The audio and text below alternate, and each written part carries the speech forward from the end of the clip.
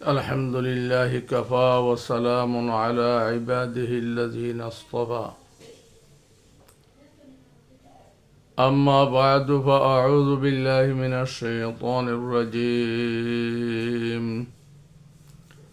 واعتصموا بحبل الله جميعا ولا تفرقوا صدق الله العظيم সম্মানিত দেশবাসী, দেশে এবং প্রবাসে, কাছে এবং দূরে যারা আমার লাইভটা দেখতেছেন, আমি সবার কাছে তাহরিক ইনসাফের পক্ষ থেকে আন্তরিকভাবে মোবারকবাদ জানাচ্ছি। আমি এক সপ্তাহ পরে জরুরি কয়েকটা কথা বলার জন্য দেশবাসীর কাছে এবং প্রবাসীর কাছে লাইভে আসছি। জরুরি কয়েকটা কথা মধ্যে একটা কথা হইল, দেশের পরিস্থিতি অত্যন্ত নাজুক।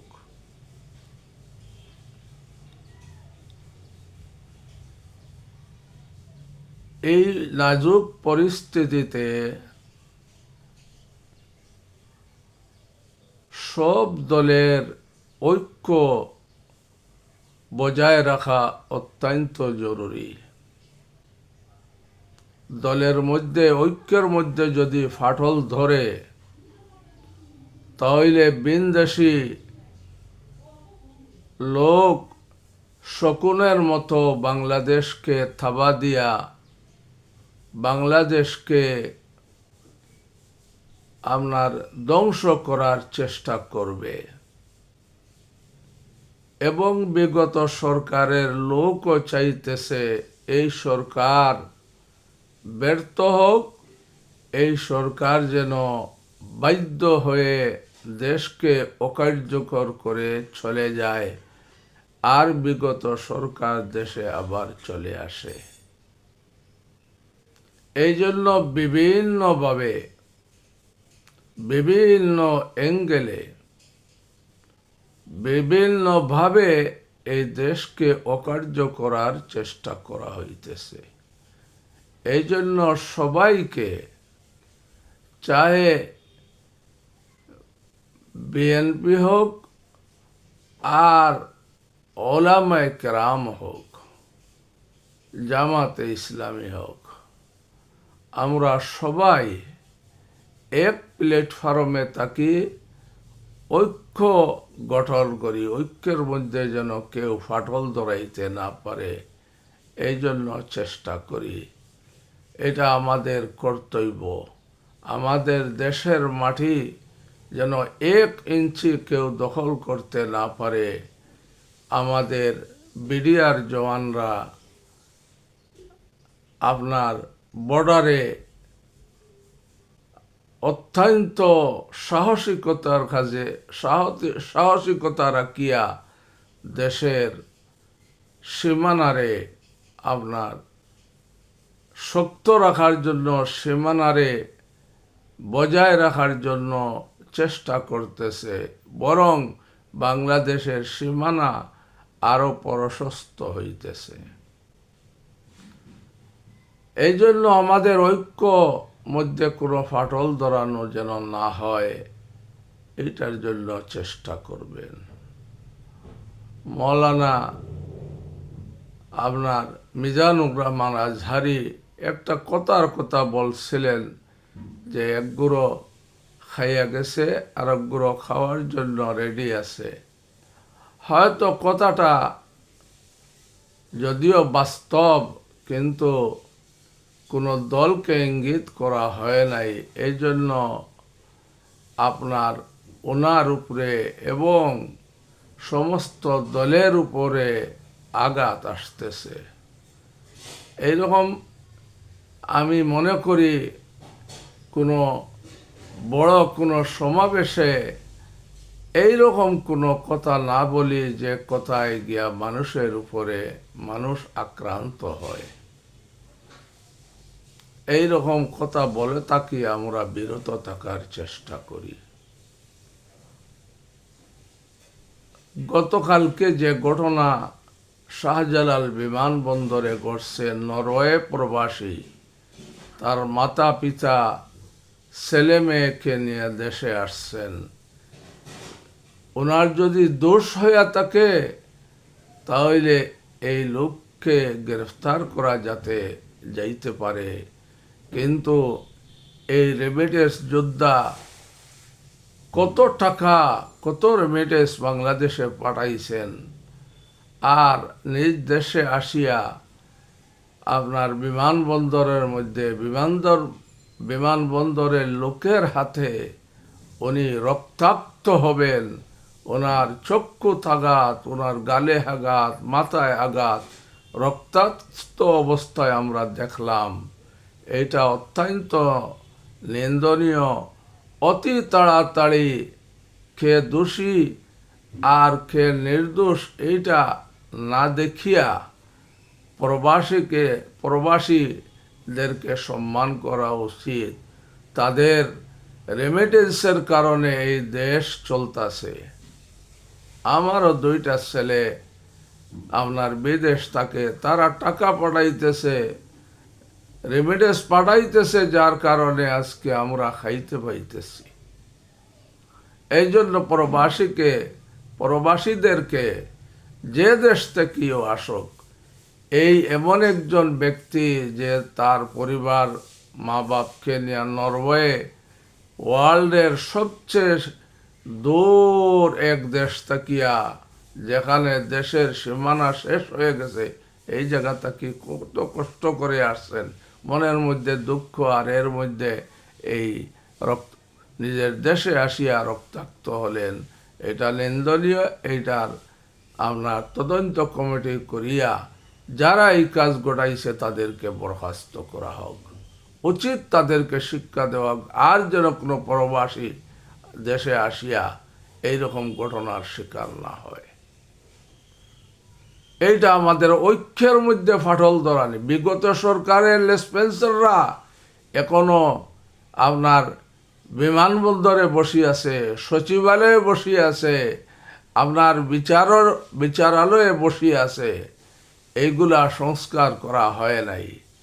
সংস্কার করতে করতে দিন অতিবাহিত হবে, কিন্তু কার্যত কোনো সংস্কার আমরা দেখিতে পাই নাই। যারা মার্ডারের আসামি তাদেরও জামিন হয়ে যাইতেছে।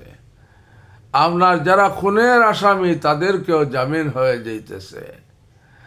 এই জন্য সমস্ত দলকে ঐক্য গঠন করিয়া নতুন সংবিধান রচনা করিয়া, যে সংবিধানের মধ্যে মানুষের মৌলিক চাহিদা থাকে, মানুষের যে সমস্ত আপনার কর্মকাণ্ড যারা আপনারা শুনতেছেন মিডিয়ায়, মানুষের চাহিদা অনুসারে আপনারা মেহরবানি করিয়া সংবিধানে সংশোধন করুন। এইটা করতে কোনো বাধা নাই, এটা কোনো আল্লাহর আইন নাই, এটা মানুষের তৈরি সংবিধান। এটারে অনেকবার কাটছাট করা হয়েছে।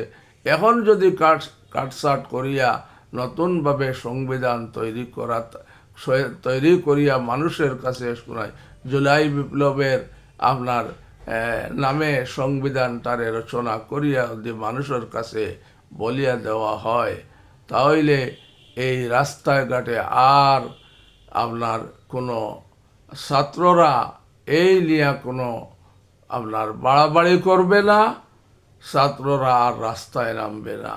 রাস্তারে ব্লক করিয়া মানুষের দুর্যোগ দিনের দিন বাড়তেছে। কোনো মন্ত্রণালয় এখন পর্যন্ত আপনার কোনো সংস্কার করা হয় নাই। আন্তর্জাতিক ট্রাইব্যুনাল গঠন হয়েছে, কিন্তু এখনো বিচার কার্য আরম্ভ হয় নাই।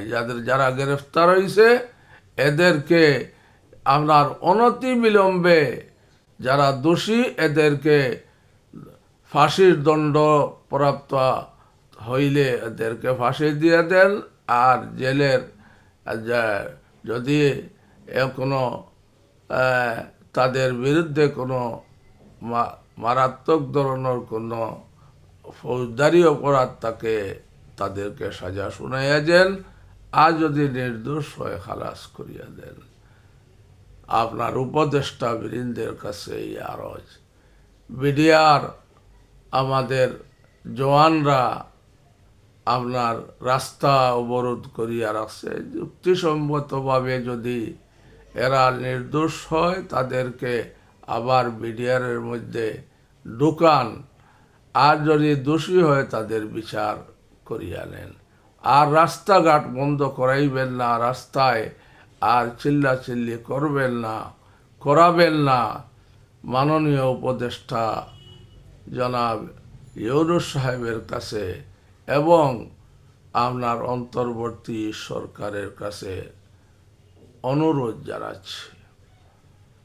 আর উলামায়ে কেরামের কাছে বলতেছি, এই যে সামনে যে ইজতেমা আসতেছে, এটা নিয়ে আমার মনে হয় আর কোনো বাড়াবাড়ি করা ঠিক নাই। কারণ যারা দোষী, আমাদের দেশের পরত হইল দোষীদেরকে আপনার দোষ, যারা দোষী তাদেরকে বিভিন্নভাবে আড়াল করিয়া দেওয়া হয়, আর নির্দোষরা আপনার দোষী সাব্যস্ত হয়। এই জন্য তাবলীগ নিয়া আর কোনো যেন ফিতনা করা না হয়।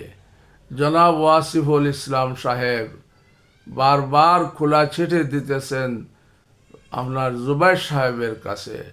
এখানে তো জুবাইর সাহেব কোনো ফ্যাক্টর নাই, ফ্যাক্টর হইল সাদ সাহেব। আপনি প্রতিপক্ষ বানাইবেন সাদ সাহেবকে, ওনার কাছে খোলা চিঠি দেন। উনি যদি আপনার এটা সমাধান করার চেষ্টা করেন তাহলে সমাধান হবে। জুবাইর সাহেবকে খোলা চিঠি দিয়া কোনো লাভ নাই। আপনি কিংবা সাদ সাহেবের কাছে খোলা চিঠি দেন, আর না হয় নিজামুদ্দিন থেকে বাইরিয়া যারা গেছেন আহমদ লাট সাহেব এবং আপনার দেওলা সাহেব, ওদের কাছে আপনি খোলা চিঠি দেন।